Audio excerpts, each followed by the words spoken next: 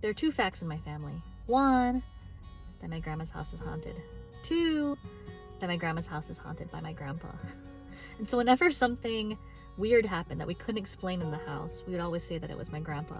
And it wasn't meant to be scary necessarily, although sometimes I was scared. But rather that the lore in our family was that my grandpa loved my grandma so much that he wanted to watch over her after he passed away. And hearing stories like this, it was very common for me growing up in Hawaii. I think because it's such a cultural melting pot, I feel like the spiritual world, the paranormal world, is held with a very certain kind of reverence and love. All my life, things have happened to me and around me, and it's just kind of understood as a fact, as part of like the cultural fabric of what it means to live in Hawaii.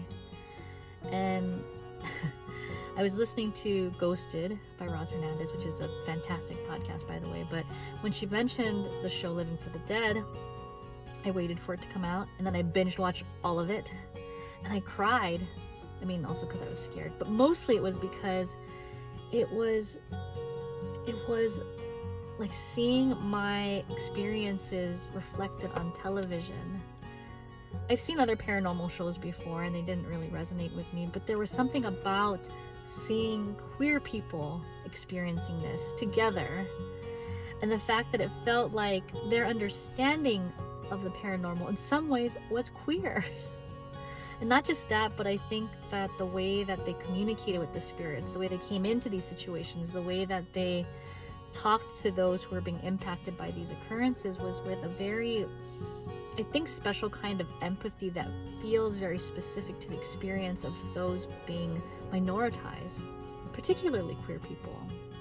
And so it was such a powerful experience for me to watch this, because it felt like it gave me language to experiences that I've had that I had no language for. It felt like it gave me context and depth and color, and so suddenly it felt like in some ways that I'm now seeing things for the first time with a different kind of awareness.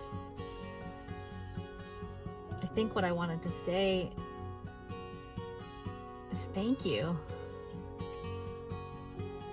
I think for a little queermo like me who has grown up without language for this stuff, without representation, without visibility, it is such a powerful experience to watch this show.